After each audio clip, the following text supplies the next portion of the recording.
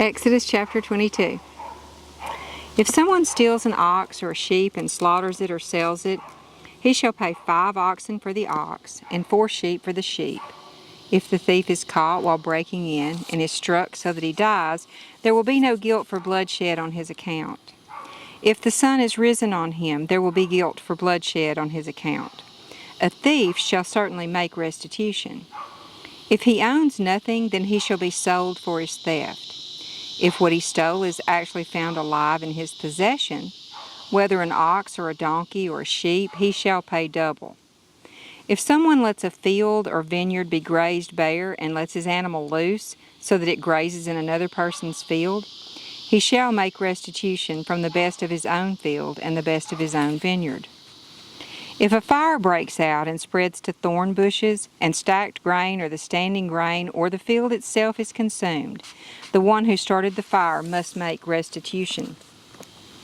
If someone gives his neighbor money or goods to keep for him, and it is stolen from the neighbor's house, if the thief is caught, then the thief shall pay double.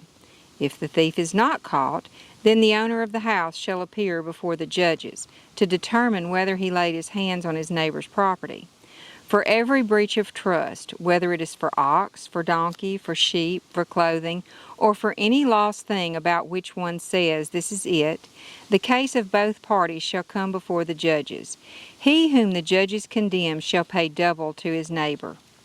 If someone gives his neighbor a donkey, an ox, a sheep, or any animal to keep for him, and it dies, or it is injured, or is driven away while no one is looking, an oath before the Lord shall be taken by the 2 of them, that he has not laid a hand on his neighbor's property.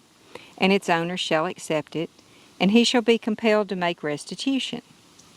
But if it is actually stolen from him, he shall make restitution to its owner.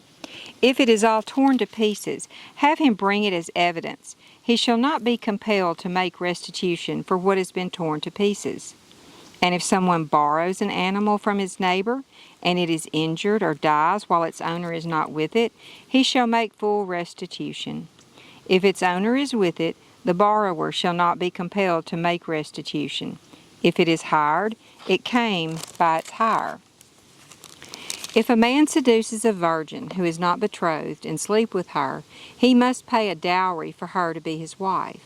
If her father absolutely refuses to give her to him, he shall pay money equal to the dowry for virgins.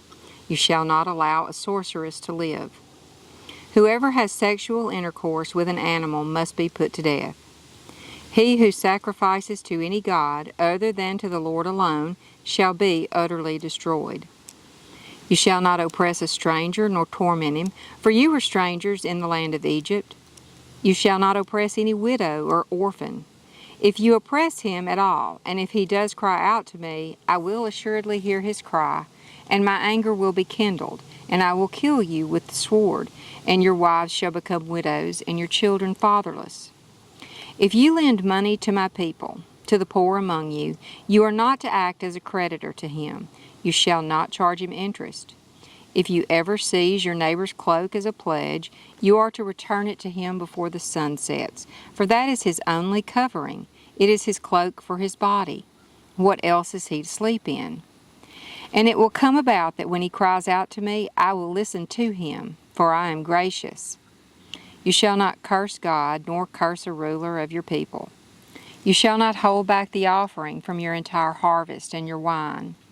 The firstborn of your sons you shall give to me. You shall do the same with your oxen and with your sheep. It shall be with its mother for 7 days. On the 8th day you shall give it to me. You shall be a holy people to me. Therefore you shall not eat any flesh torn to pieces in the field. You shall throw it to the dogs.